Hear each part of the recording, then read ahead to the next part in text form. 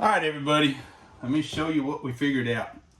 I haven't quite figured it out here all the way yet, but everybody,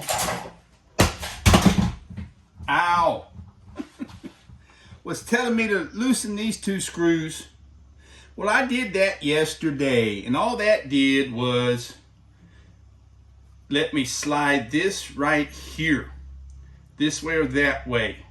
It had nothing to do over here. This is rigid. This ain't going nowhere.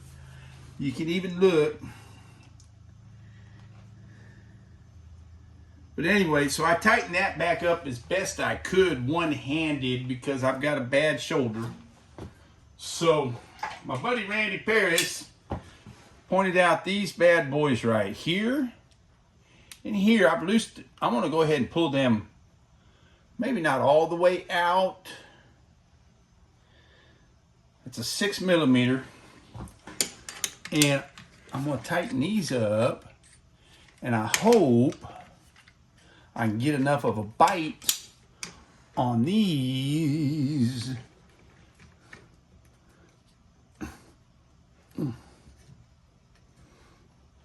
There's that. Now again, my right arm is kind of useless. I've got two rotator cuffs that are torn and a bicep muscle that's torn. Had surgery in October, but evidently it's failed. So I got another surgery March the 5th. So I'm hoping, well, darn. That's what I was afraid of. I'm going to have to get something to hold that wheel while I turn this. Or another option would be, if you look at that nut right there, see them notches? I'm guessing there's a special tool that you use, kind of like what you put on a like a grinder. You know, when you swap blades out on a grinder.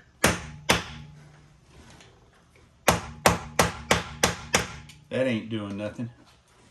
And again, it might even be a lefty loosey, righty tighty, or it might be the reverse thread kind of deal. So I'm gonna shut this off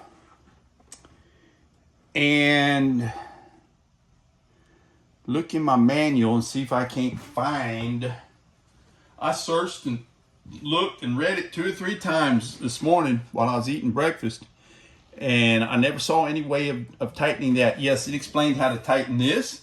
It even explained how there's 3 different sizes, like on a drill press. You can vary the speeds on it.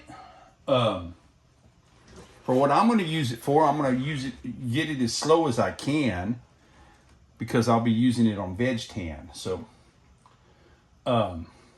maybe some chap leather here and there, but mostly for vegetable tan leather. Anyway, so there's that. Let me see if I can't do this. Oh, I already closed that up, didn't I?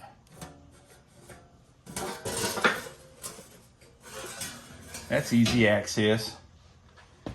That could be a little tighter,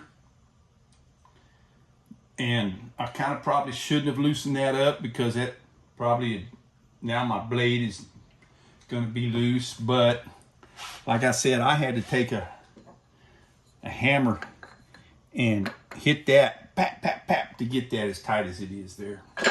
All right, well, toodaloo, bugaroos. Okay, once I got the camera turned off, I was able to bust this loose. Basically what I did was I put a piece of wood down there where that belt wouldn't roll, and then I put them vice grips like I had a minute ago on there, and use that rawhide mallet to just tap it loose. So that's loose. I've got both of those right there out. Now them arrows, that's the direction of the pulley. That's the direction it's supposed to go. And that's the reason I'm taking the belt off so that next week when I finally get my 3-phase power in here, in case I get it wired up backwards and that motor spins the opposite direction, they don't want you, that's a bad thing. So I'm going to take that belt off, get it wired up and turn it on, and then make sure that that pulley down there is going in the right direction. So I see a notch right there.